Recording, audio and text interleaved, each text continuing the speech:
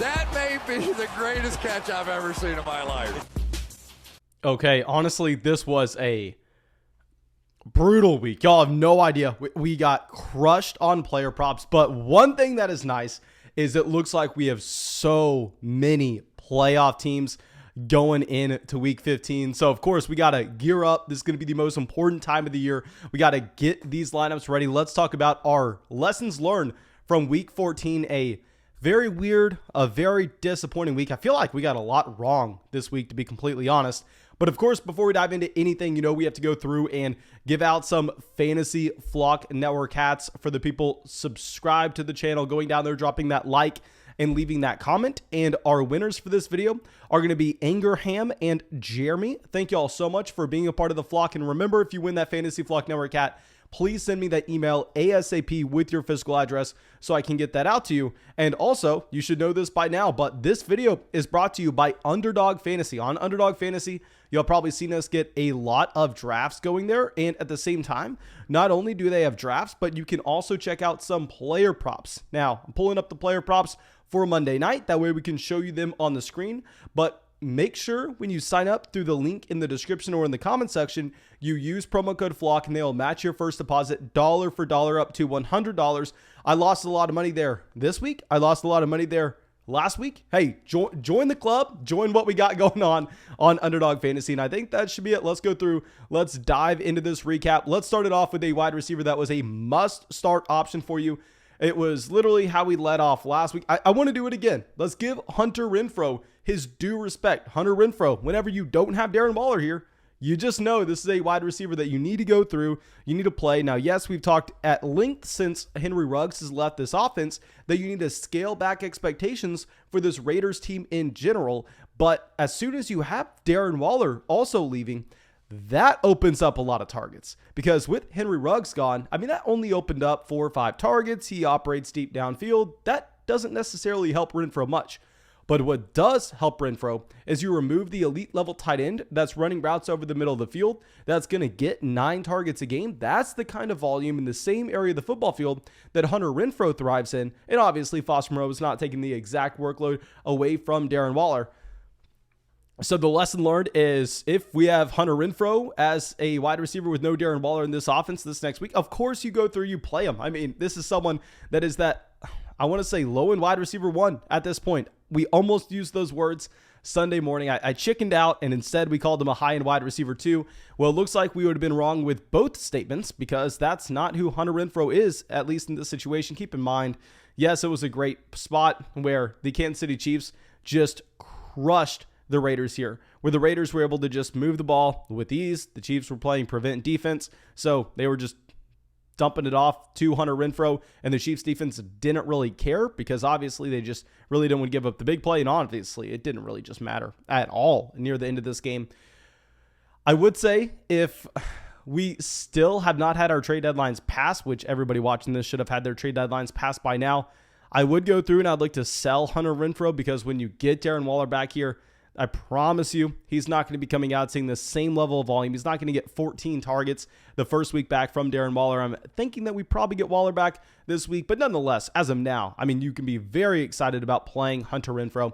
Now, our next lesson learned, going back to Thursday, when Dalvin Cook is active, you play Dalvin Cook. Something that was very frustrating was everybody coming out saying, okay, can we play Alexander Mattison? No. When Dalvin Cook's active, you put him in the starting lineup. It doesn't really matter what the reports are saying, unless they're saying he's just active in case Alexander Mattison gets hurt. If that's the report, then sure, you play Mattison and you bench Dalvin Cook. I don't want to spend too much time on this. I mainly just want to give Dalvin Cook some respect on his name here, because obviously this is a running back that crushed it this week. Now, it seems like it was forever ago since it was on Thursday night. Obviously, this is a pretty bad team at the same time with the Minnesota Vikings. With the Minnesota Vikings going up against the bad team in the Pittsburgh Steelers. But nonetheless, Dalvin Cook crushing it. Please play Dalvin Cook every week, as crazy as that sounds. Now, what is legitimately crazy is it looks like Rashaad Penny's here. Now, with Rashaad Penny, I will be the first person to admit I was wrong going into Sunday. The reports looking at Saturday were saying that Travis Homer and DJ Dallas were both unlikely to play this game. And honestly, this was probably my mistake. One thing that's really bad is when we go through, when you just read what you have from RotoWorld, it doesn't paint the full picture, because RotoWorld, they're going to give you updates on all significant players, but they're not going through and giving you constant updates on players like DJ Dallas and Travis Homer. So when I saw this Rashaad Penny game, full transparency, I did not watch a second of this game, even though, I mean, if I knew our boy Rashaad Penny was going to do this, I would have had it on from the second it started. But I was assuming that you had no DJ Dallas. Apparently, DJ Dallas plays. So whenever I pulled up the snap data here, I'm a lot more excited about Rashaad Penny than I previously would have been, because Rashaad Penny plays in a backfield with both Alex Collins and DJ Dallas this week. Yet, I mean, he is able to come out and get 16 carries out of the backfield. He plays over half of the snaps.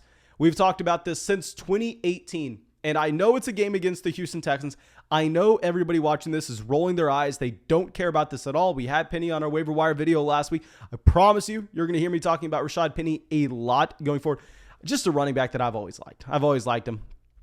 And I'm going to be excited to go through, throw him in the starting lineup next week. Now, our next situation is not nearly as exciting.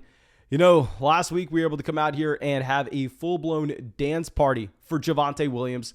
And we thought Melvin Gordon was going to be out for a little bit longer. And we were saying, well, you know what? Even if Melvin Gordon comes back, maybe Melvin Gordon plays 25% of the snaps compared to 50% based on how effective Javonte Williams was in Denver against the Kansas City Chiefs. And now you would naturally assume that they're going to continue to expand the role of the rookie running back, very similar to what you saw with, the Philadelphia Eagles back in 2019 with Miles Sanders, Jonathan Taylor back in 2020. So every single year you have one of those rookie running backs coming on near the end of the season. Back in 2017, it was Alvin Kamara. 2018, it was Nick Chubb. 2016, Ezekiel Elliott was hot from the start.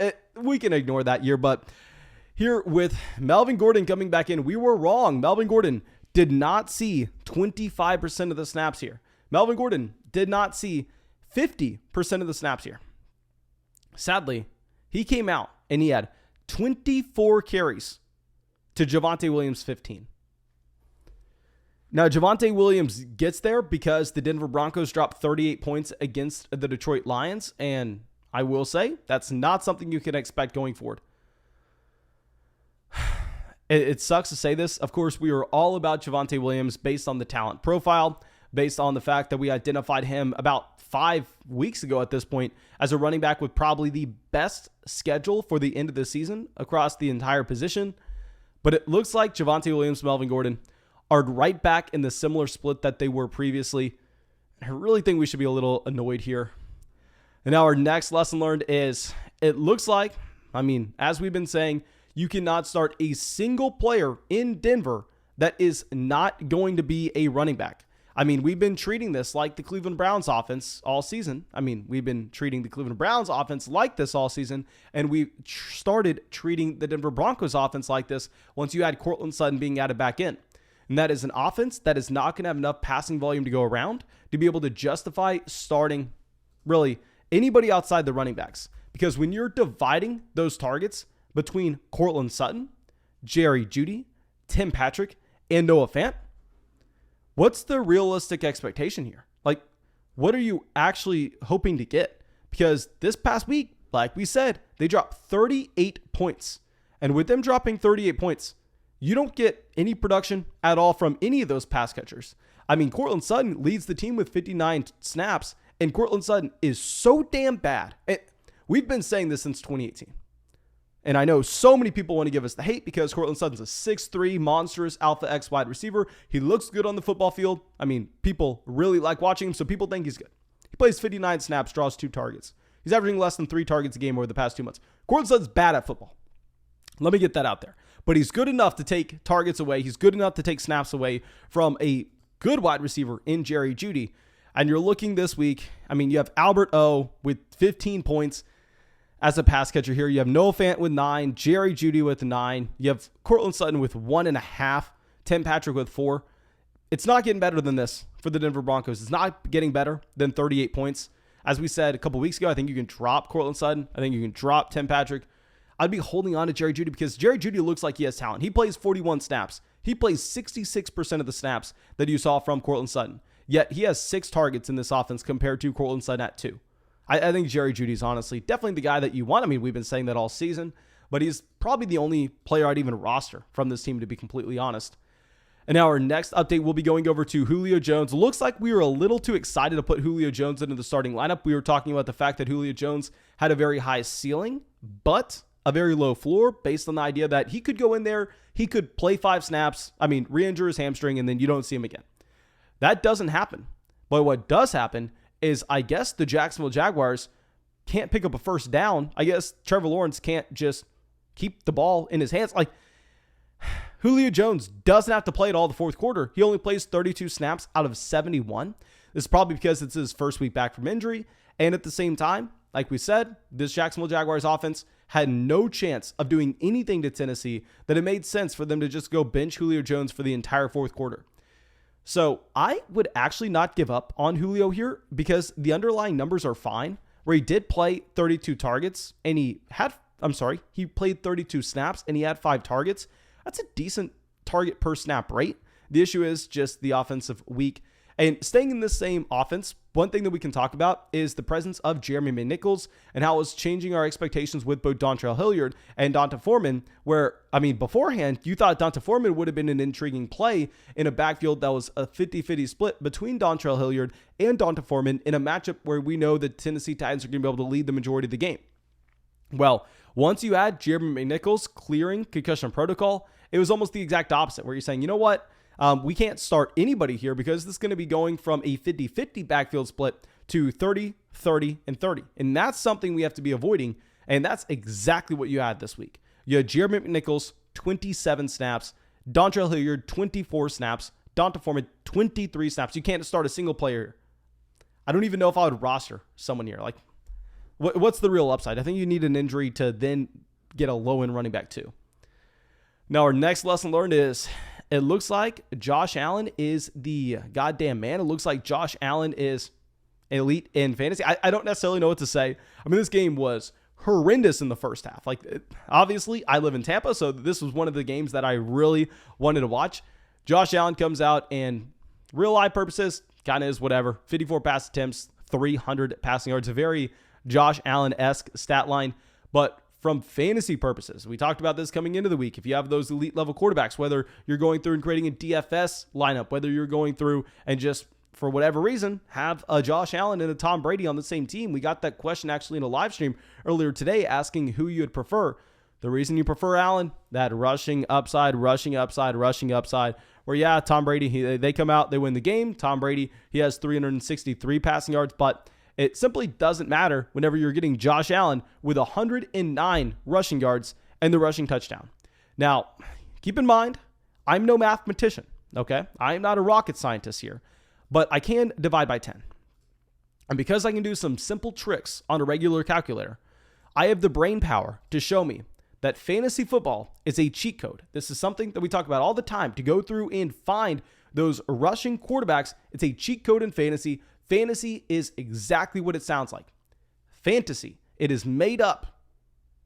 It is just purely made up. So I know it doesn't seem like Josh Allen's 109 rushing yards and the rushing touchdown should matter that much, but in reality, it is everything.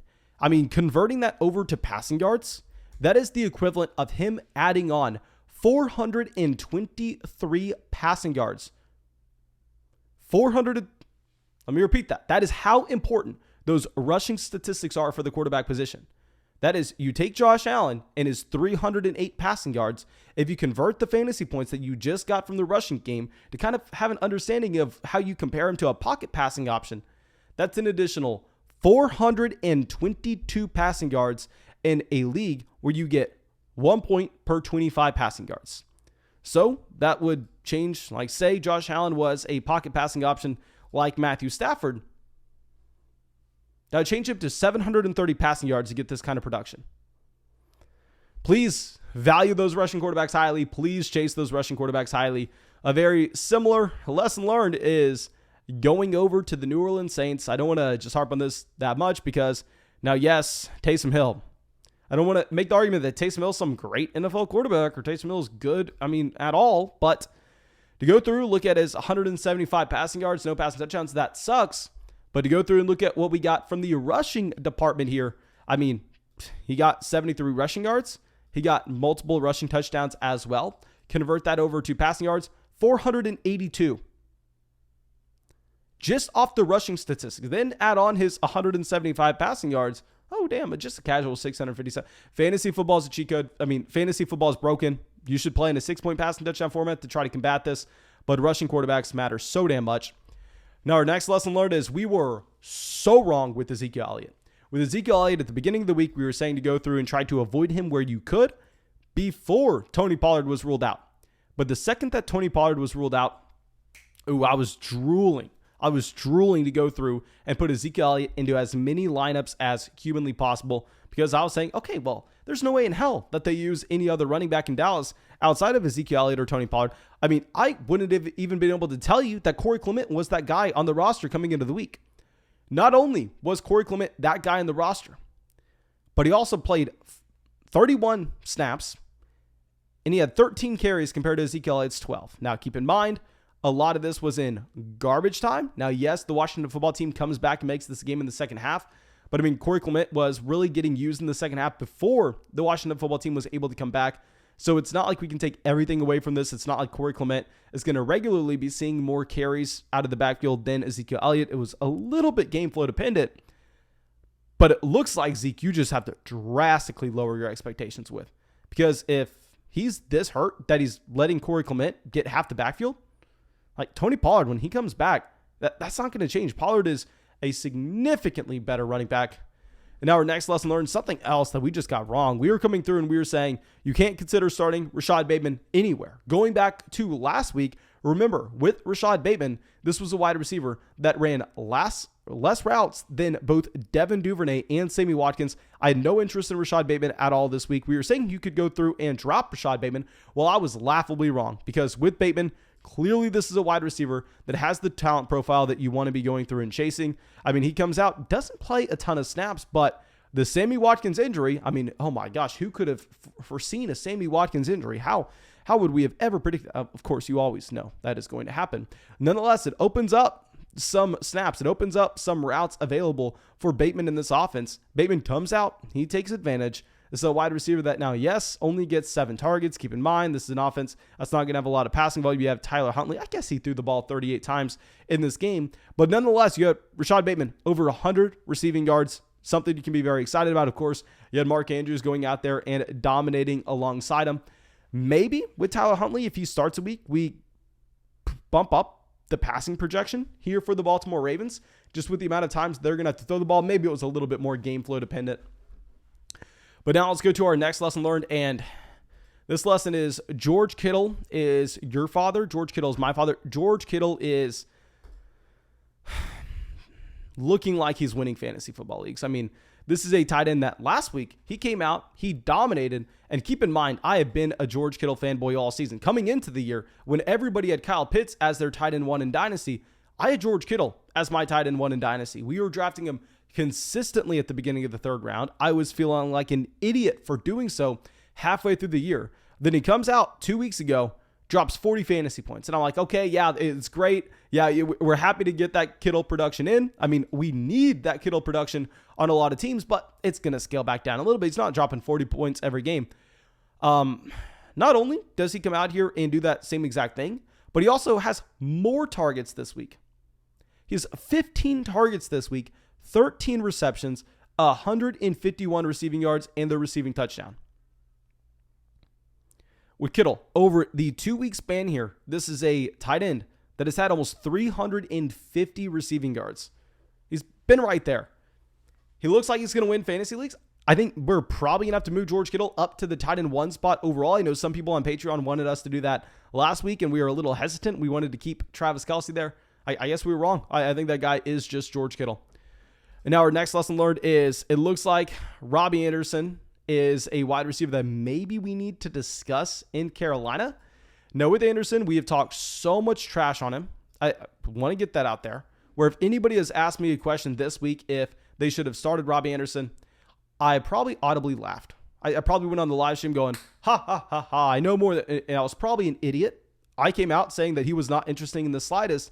And that if you went through and you looked at how inefficient he had been so far this season, this was a wide receiver that was averaging, essentially less yards per target than a ton of running backs. Like Robbie Anderson had been horrible coming into this week. Now he comes out, drops 21 fantasy points. And the thing is, he does it with volume as well. I am not necessarily expecting that this is something that continues to happen. I just more so wanted to bring this up, apologizing for everybody that I told you can't start Robbie Anderson. Maybe, just maybe, you can consider him. This next week against the Bills? Nope. But in 2 weeks against the Buccaneers, where we know they're going to be throwing the ball nonstop, maybe you consider him. This is a wide receiver that had 12 targets this week. But this is also his first time going over 60 receiving yards. He had not hit 60 receiving yards a single week coming in here. And even with the fantastic week this week, he's at 81 targets and 372 yards. I mean, he has a yards per target number as low as some running backs have yards per carry. That is laughably bad. And our next lesson learned is, looks like James Robinson is someone that we simply cannot start because this week he does get the workload. It's not like he has benched at the beginning of the game in preference to get Carlos Hyde some looks in Jacksonville. No, James Robinson comes out. He plays damn near every single snap. I mean, with Carlos Hyde was a running back that had 1 carry and 1 target out of the backfield. Who the hell cares? This offense is worse than last year. Like, let's pull up the official stat line that you had. I mean, obviously, they get shut out here. And I'll say real quick, y'all know we made the video just about a month ago at this point on full-on panicking on Trevor Lawrence, selling low on Lawrence in Dynasty. I hope you did that. Obviously, Urban Meyer is the main person to blame. He's not the only person to blame. Let me get that out there. James Robinson in an offense that Trevor Lawrence, 40 passing attempts, 4 interceptions, 221 passing yards, 0 touchdowns. Yes, Urban Meyer is the main person to blame. Yes, Urban Meyer will get fired. He deserves to be fired. Of course. I think maybe in Dynasty, you should still be worried about Trevor Lawrence. Like we were saying to sell Lawrence for someone like, I mean, if we can get Matthew Stafford plus, hell yes. I don't care about age at the quarterback position in Dynasty fantasy football. But nonetheless, James Robinson at this point, he looks like he's a running back you just have to avoid. It doesn't really matter that Carlos Hyde's no longer involved. This offense is just so damn bad. And yeah, that's all I got for you. I really hope y'all enjoyed this video. Please make sure you go down there, drop that like, leave a comment, subscribe to the channel if you have not already. I believe we just passed 65,000 subscribers, about to pass 65,000 subscribers. So, of course, thank you for that. And when you go down there, you get entered in to win that Fantasy Flock Network hat. And, of course, sign up for Underdog Fantasy. Use promo code FLOCK. Find the link in the description or the general chat. And yeah, that's all I got for you. Hope you have a great day, and I hope to see you out with the live stream on Monday night.